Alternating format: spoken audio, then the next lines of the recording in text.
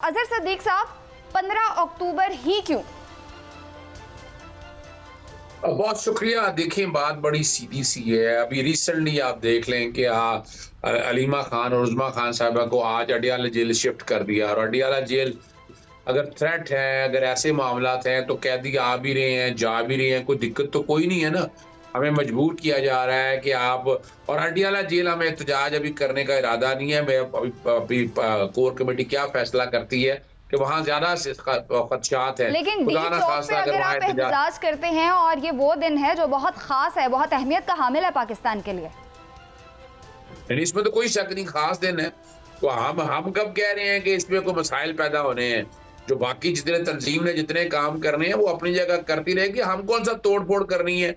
हमें आराम से रास्ता दें, हम खुला रास्ता दें, कंटेनर ना लगाएं, ना को ना ना हम इस बात की गारंटी और श्योरिटी देंगे, ना तोड़ फोड़ करेंगे, कोई ऐसा काम नहीं करेंगे। ये एहतजाज में पाबंदी कहाँ से आ गई? वो आप शायद भूल गए हैं बिलावल भुट्टो साहब की बात को। वो जो ओआईसी के इजलास में क्या कुछ कहते थे, हम ये भी सुनते रहे, जनाब चीन के सदर ने आना था, पता नहीं क्या कुछ हो गया। भाई आज तक कोई रिकॉर्ड पे तो ले आए जो एहतजाज जो करता रहा है, जो पीछे हुकूमतें एहतजाज करती रही, उनकी कोई रिपोर्टें शाया करे ताकि कौम को पता लगे।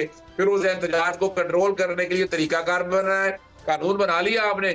जगह दे एहतजाज करने की, कहा इस्लामाबाद हाईकोर्ट ने यही तो कहा था जब डी चौक पे पहले आना था। कोई जगह दी है एहतजाज करने के हवाले से? भी दे जगह एहतजाज करने की, आए। अब और अच्छा, कमाल की बात है, अभी तक एक्सप्रेस वे के ऊपर ना खंदकें खोदी हुई हैं, 3-3 किलोमीटर की लाइन लगी हुई है, फिर कंटेनर लगाना, फिर लोगों पे आंसू गैस फायर करना।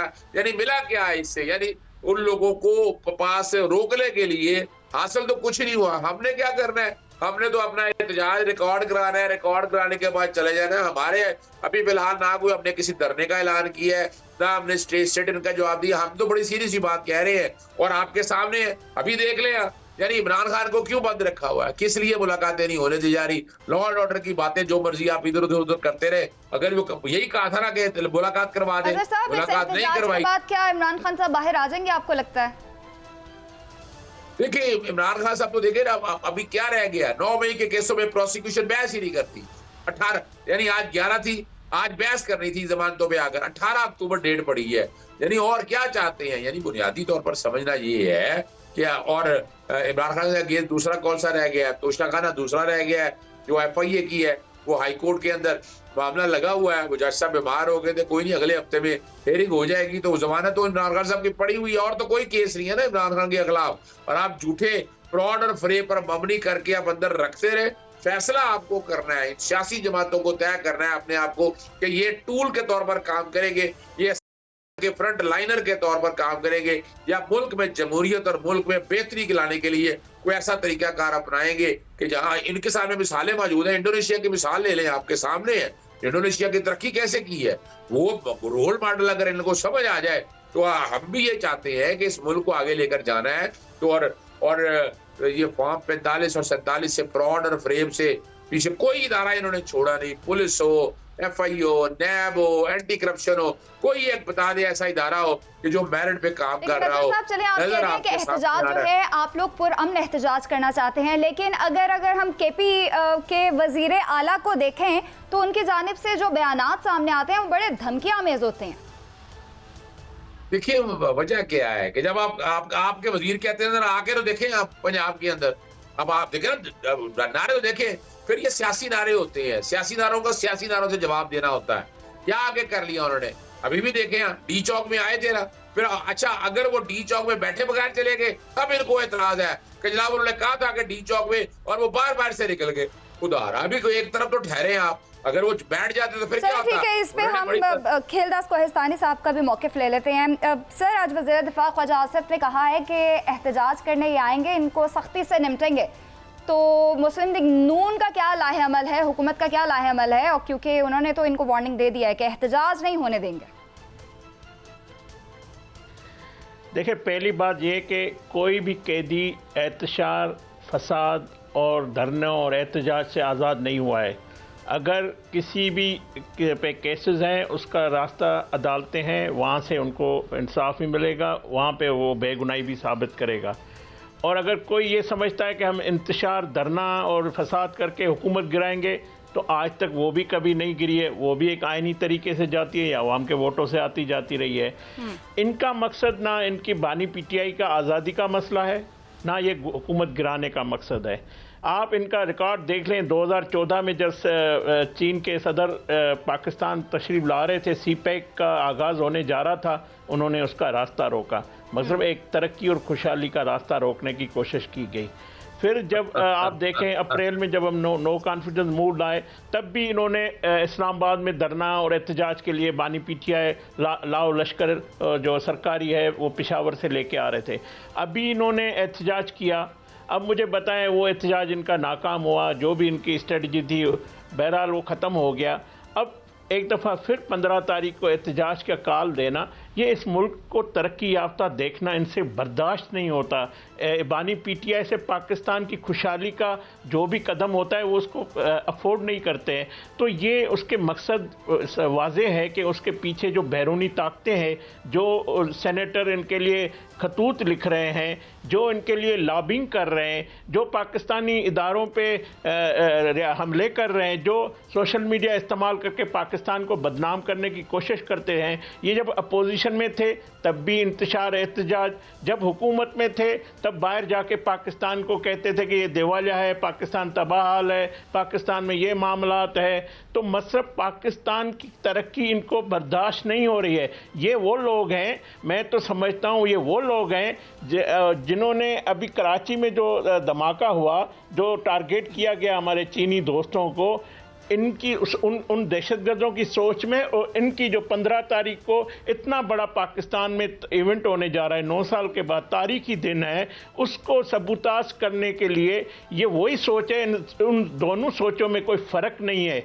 तो ये बात ख्वाजा आसिफ साहब की बिल्कुल सही है। हम इसको कोई इजाज़त नहीं देंगे कि इस तरह का इंतशार वो एक दफ़ा फिर इस्लामाबाद में लेकर आएंगे। तो इनको हम रोकेंगे और हमने पहले भी रोका है, पहले भी ये नाकाम हुआ है। साबित क्या करना चाह रहे हैं अजहर साहब? 24 अक्टूबर तक नए चीफ जस्टिस का नोटिफिकेशन क्या नहीं होगा? क्यों नहीं नोटिफिकेशन अभी तक जारी किया? आपको क्या लग रहा है? पीटीआई को क्या लग रहा है? क्या वजह है? अच्छा वो देखिए, मैं तरीकी तौर पर आपको कि अगर आप जरा गौर करें इस बात के ऊपर कि जो याद है वो अपना इकट्ठा किया था पार्लियामेंटेरियन को, कौमी असेंबली को, सेनेट को, लोग कहते थे कि भेड़ बकरियों की तरह इकट्ठा किया गया है। अपना काबीना का इजलास हुआ, वो एक ड्राफ्ट के लोगों ने पकड़ा दिया। उन्होंने कहा ये मसौदा हमारे पास अभी आया है। भी आईनी तौर पर मैं 2-3 चीजें आपके सामने क्लियर कर दूं। एक तो आईनी अदालत का कॉन्सेप्ट इन्होंने ड्रॉप कर दिया था 18वीं तरमीम में। 18वीं तरमीम में अक्सरियत थी इनके पास ना, यहाँ तो कोई अक्सरियत नहीं थी उस वक्त, अक्सरियत इनके पास थी, उस वक्त नहीं बनाया। वो कागज दिखा लें, आज तक कोई कागज दिखाया उन्होंने? कोई रीजन बताई कि वो उस वक्त क्यों नहीं? जब उस वक्त जब मोहतरमा बेनजीर ने भुट्टो ने बैठकर ये फैसला कर लिया था, अब उनके खिलाफ जा रहे हैं। और ये कॉन्स्टिट्यूशन कोर्ट का ये कॉन्सेप्ट जो है ना, ये पाकिस्तान और इंडिया जैसे इदारों जगहों पे हो नहीं सकता। आपको पता है इस वक्त सिर्फ 176 केस है, सिर्फ 176 केस है आईनी।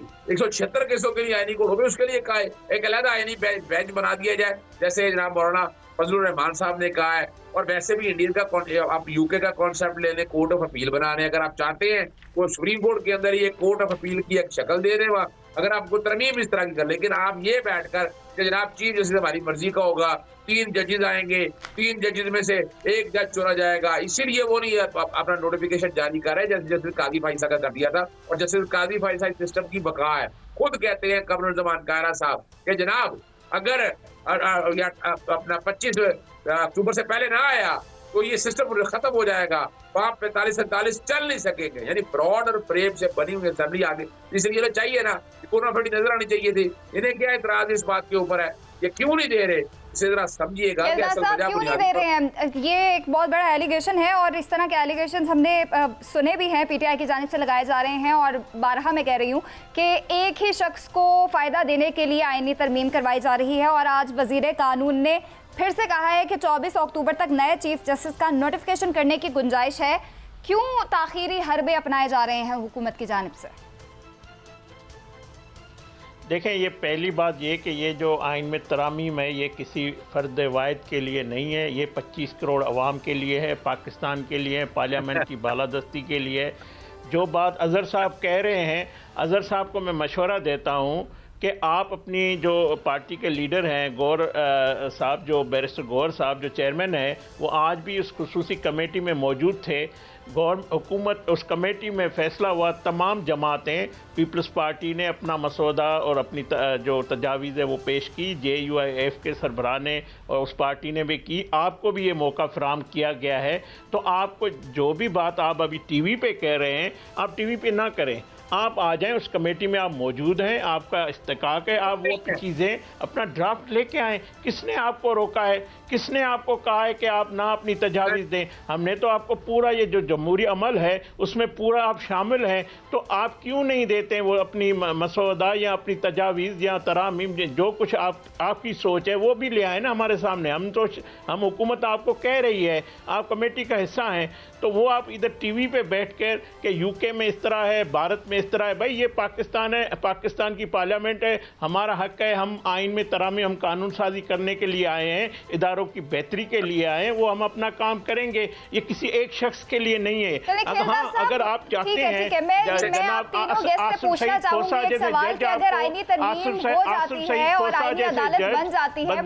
एक एक लाइन में बता दें कि अवाम को उससे क्या फायदा होगा।